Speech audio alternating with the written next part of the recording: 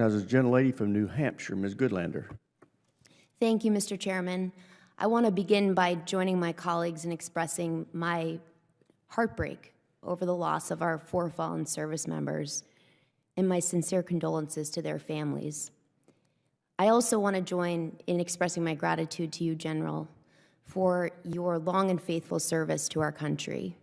You know, we don't agree always in Congress. We often disagree these days. But one thing I want to say at the outset is we've heard a lot of noise, but we've actually heard a lot of agreement in this hearing from across this dais.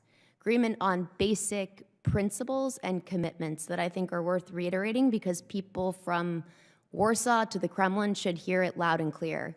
Does the United States of America have a national security interest, General, in the survival and the strength of the NATO alliance? I believe it does.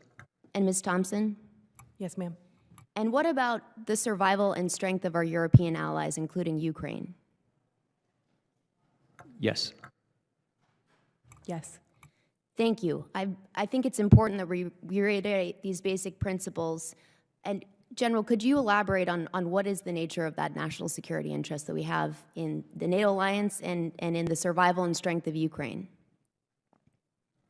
Yes, ma'am, absolutely.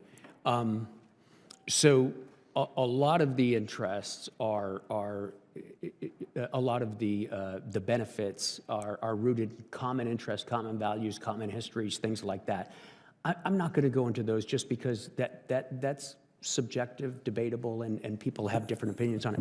As a military matter, some of the most advanced militaries in the world are in the NATO alliance. And some of the militaries in the world that we can be surest will work with us and are militarily interoperable with our forces are in the NATO alliance. It's surprising when you go outside of Europe how much the absence of something like NATO, the structures, the interoperability, is noticed immediately. Thank you, General. This may be more for a closed setting, but you shared with us in your written testimony and several times today that Russia's war in Ukraine is the most visible sign of Moscow's great power ambitions. So I want to give you an opportunity to tell us a little bit more about how you think about Vladimir Putin's ambitions.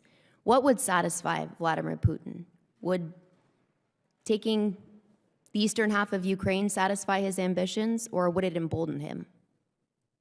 Well, you know, I think if we go back and look at the history of his tenure as the president of Russia, you can follow his ambitions. They're pretty consistent, but they expand. Clearly, he's not yet been satisfied with the amount of Ukraine that he's taken over because he's continuing to try to fight forward. How the conflict ends, you know, may disprove that. We don't know yet, but he certainly is interested in controlling the nations that are in his immediate neighborhood by whatever means necessary. And we've seen that demonstrated consistently over time. Could he stop tomorrow? We don't know.